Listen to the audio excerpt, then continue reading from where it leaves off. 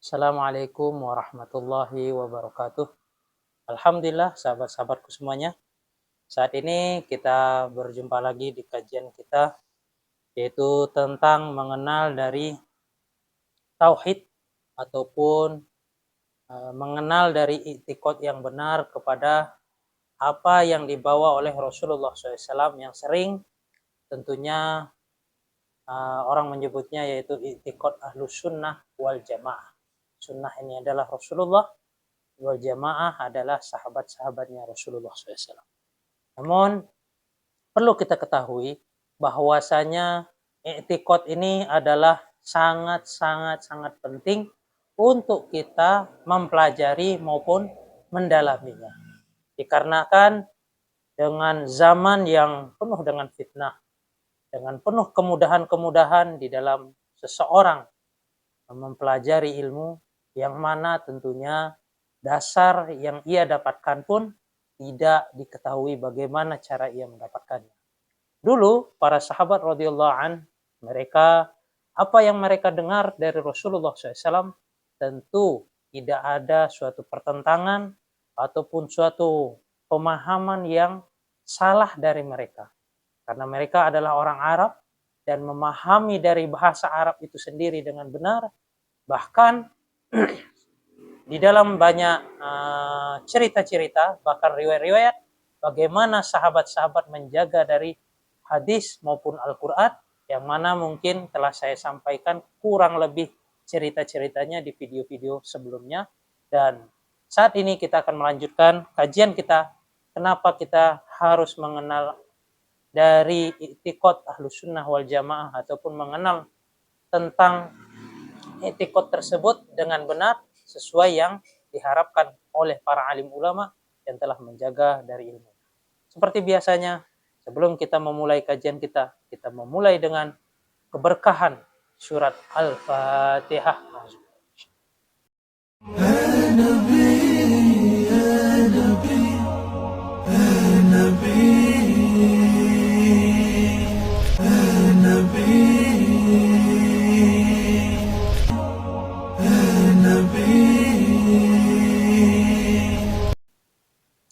Alhamdulillah sahabat-sahabat semuanya, kemarin kita mungkin sudah beberapa lama kita tidak melanjutkan dari kajian kita ini dikarenakan kendala dari HP saya yang mungkin terlalu berat menahan bebannya, kemudian juga banyak kendala lainnya, dan alhamdulillah saat ini kita akan melanjutkan dari kajian kita yaitu tentang tauhid, mengenal dari Allah Subhanahu wa taala. Pertama-tama saya akan menceritakan bagaimana sahabat dahulu mereka memahami apa yang difahami Rasulullah. Tentu tidak ada permasalahan di dalam mereka memahaminya. Namun bergantinya suatu masa dari kurun ke kurun, yang mana tentunya Rasulullah SAW telah menyampaikan dalam sebuah hadis, khairu quruni qarni, adalah sebaik kurun adalah kurunku dan setelahku, yaitu para tabi'in, tabi'ut tabi'in. Dan tentunya di situ kita lihat bagaimana para sahabat, para tabi'in, tabi'ut tabi'in dalam menjaga suatu perintah, yaitu agama, suatu i'tiqad, suatu hal yang mengenai apa yang diwariskan oleh Rasulullah SAW dengan kehati-hatiannya. Sehingga banyak sekali riwayat menceritakan ketika terjadi fitnah yang begitu besar, Sayyidina Abu Hurairah, yaitu seorang muhaddis, beliau telah pergi meninggalkan dari suatu fitnah tersebut karena menjaganya suatu hal yang ada di dalam kolbunya atau di dalam dadanya. Begitu juga banyak lagi dalam kisah-kisah lainnya. Dan banyaknya orang mengenal dengan Islam. Islam ini adalah rahmatan lil alamin, rahmat bagi seluruh manusia dan lainnya.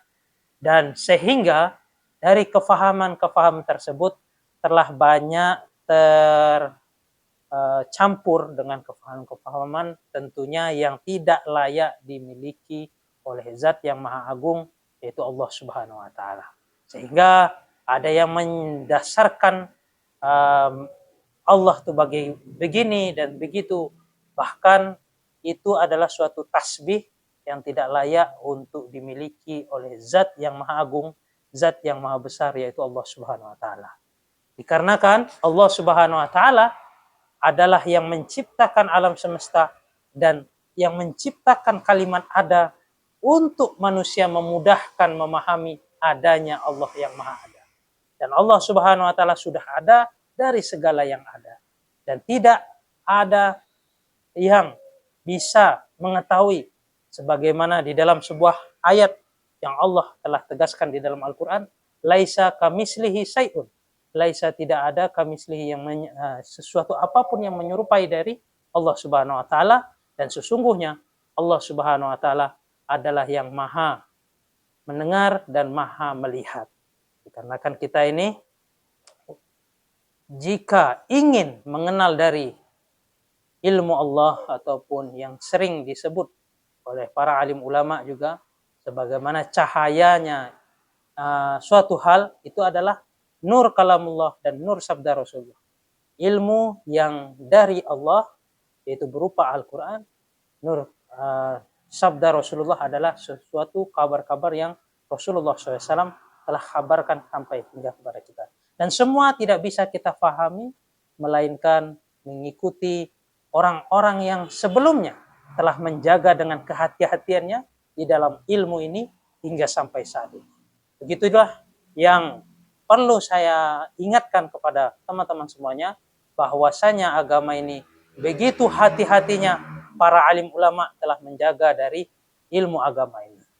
Dan saat ini kita akan membahas dari kajian tentang Aqidatul Awam, yaitu mengenal dari zat Allah sesuai dengan aturan-aturan atau adab-adab kepada zat yang maha agung yaitu Allah Subhanahu wa taala. Kita tidak akan mentasbihkan Allah atau menyerupakan Allah dengan suatu hal apapun, apalagi kita menyatakan Allah bertempat. Itu adalah suatu kelemahan bagi zat yang maha agung yaitu Allah. Karena jikalau ada tempat, Allah dahulu di mana? Nah, ini pertanyaannya.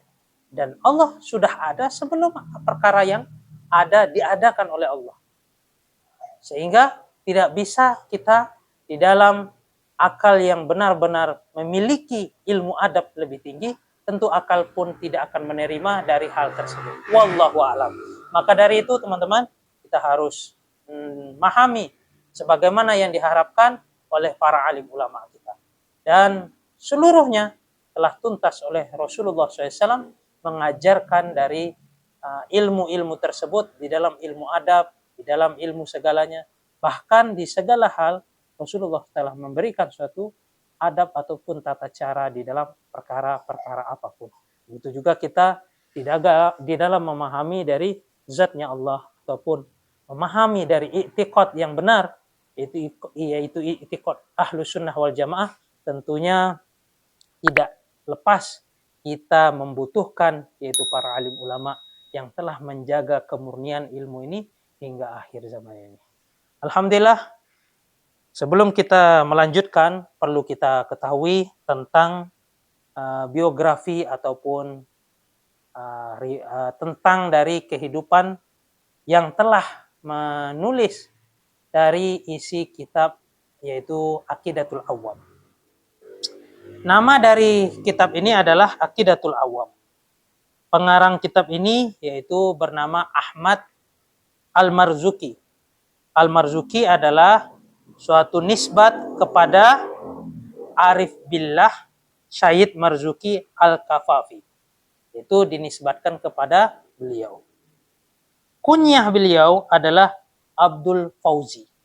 Kunyahnya adalah Abdul Fauzi. Nama ayah beliau adalah Muhammad Ramadan Al-Husni Al-Husbini Al-Hasbani.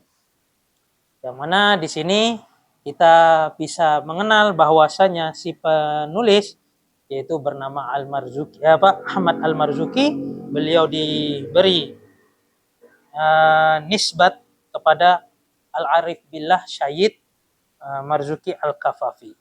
Kunyah beliau adalah Abdul Fauzi. Nama ayah beliau adalah Muhammad Ramadan Al-Husni Al-Hasbini. Tentunya di sini kita sudah mendengar dari sedikit dari tentang nama beliau dan lakab beliau. Kemudian tempat dari kelahiran beliau yaitu Syah Ahmad lahir di kota Sinbad atau